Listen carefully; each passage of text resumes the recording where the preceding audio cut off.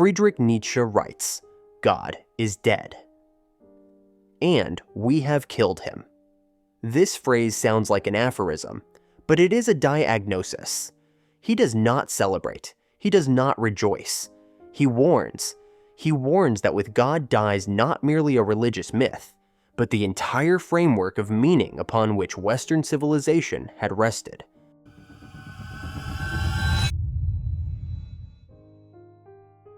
Nietzsche observes, science displaces religion, the Enlightenment, dissolves traditions, but behind this victory lies a crisis.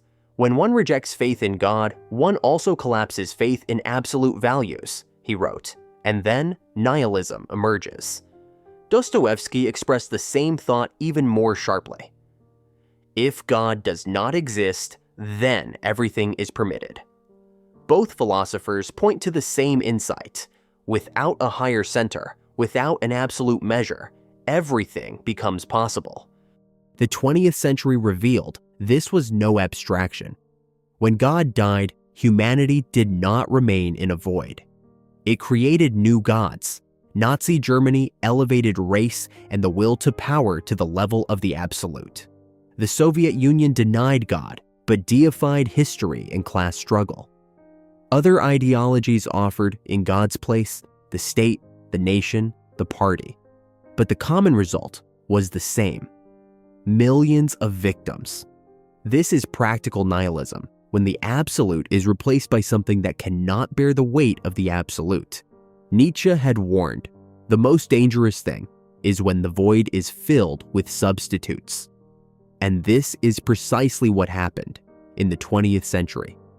What is most terrifying in the death of God? That with him dies the measure of truth and falsehood, good and evil. Heidegger would later say, nihilism is the destiny of the West. When everything becomes equivalent, nothing retains value.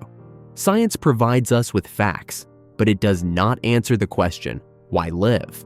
But Nietzsche does not stop at destruction. He throws down a challenge. Become creators of values. His Ubermensch is not a mythical hero, but the one who dares to live without guarantees, to create meaning from within. Yet, here lies the paradox.